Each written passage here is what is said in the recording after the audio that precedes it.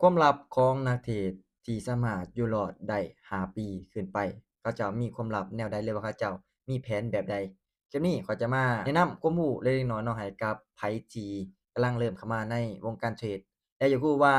เทรดเดอร์ที่เขาเจ้าอยู่รอดในตลาดนี่5ปีขึ้นไปเขาเจ้าได้มีความลับแบบใดหรือว่าเขาเจ้าเฮ็ดแบบใดมีแผนแบบใดฟังคลิปนี้นำกัน1แม่นบ่เน้นกำไรแต่ว่าเน้นรักษาพอร์ตเพื่อบ่ให้พอร์ตแตก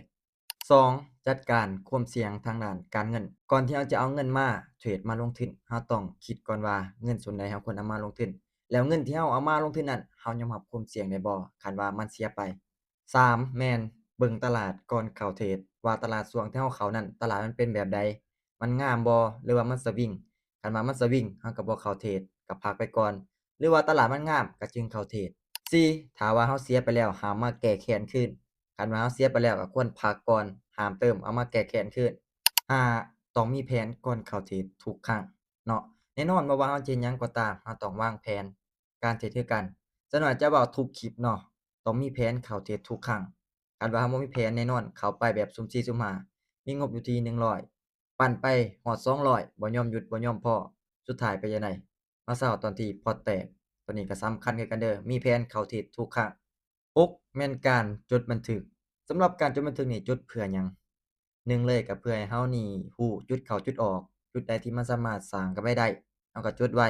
แล้วจุดใดที่มันบ่สามารถสร้างกำไรได้เราก็จดไว้คือกันเพื่อเราเอามาปรับปรุงแก้ไขเนาะจุดใดที่เราผิดพลาดสมมุติว่าเราวางแผนมา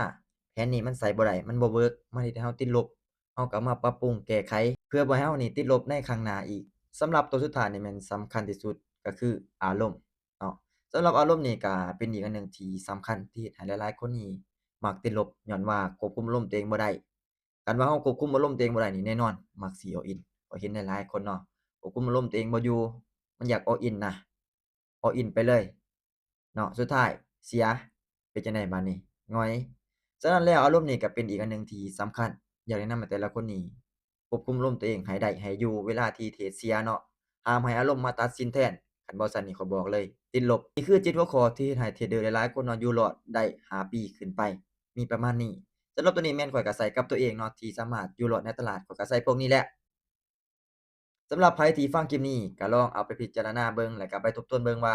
ข้อใดมันถูกกับเราเราก็ลองเอามาพิจารณาแล้วก็มาปรับปรุงแก้ไขเพื่อให้เรานี่อยู่รอดในตลาดแบบระยะยาว